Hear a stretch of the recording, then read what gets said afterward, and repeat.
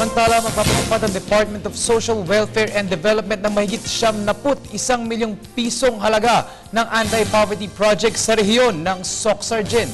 Kabilang dito ang pag-aayos ng ilang pasilidad at sa mga komunidad at pagbibigay kabuhayan ng mga kababayan. Si Julius de Samburon para sa detalye.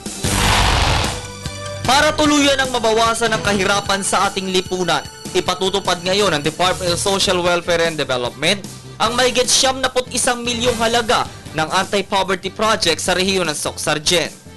Magiging benepisyaryo ng mga proyektong ito ang 12 sa 25 munisipalidad sa 3 lalawigan ng Region 12 na natukoy sa pamamagitan ng bottom-up planning and budgeting. Ayon kay Social Welfare and Development Regional Director Baizor Haida Taha, nakikipag-usap na sila sa mga local government units at pina-follow up na ang pagpapasa ng mga kinakailangan dokumento para ito'y agad maipatupad.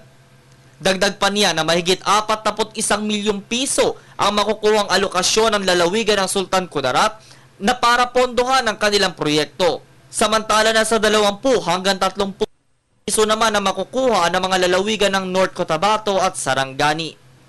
Sa susunod na buwan, tuluyan ng maipatutupad ang proyektong ito sa ilalim ng kanilang core protection programs. Ilan sa mga nabanggit na proyektong gagawin ng DSWD ang konstruksyon at rehabilitasyon ng mga daycare centers, social development centers at pagtatayo ng mga portable water systems sa mga lalawigan. Kabilang din ang pagbibigay ng mga livelihood programs gaya ng microfinancing, cash for work at entrepreneurial services. Samantala, magpapatupad din ang Protective Services Bureau ng ilang community-based projects sa 5 bayan sa Cotabato para sa mga kabataan, kababaihan at senior citizens. Patuloy ang ginagawang hakbangin ngayon ng ating pamahalaan para tuluyan ang mabawasan ang kahirapan sa bansa at ilang problema sa ating lipunan para sa mas magandang kinabukasan. Para sa telebisyon, Julius de Samburon.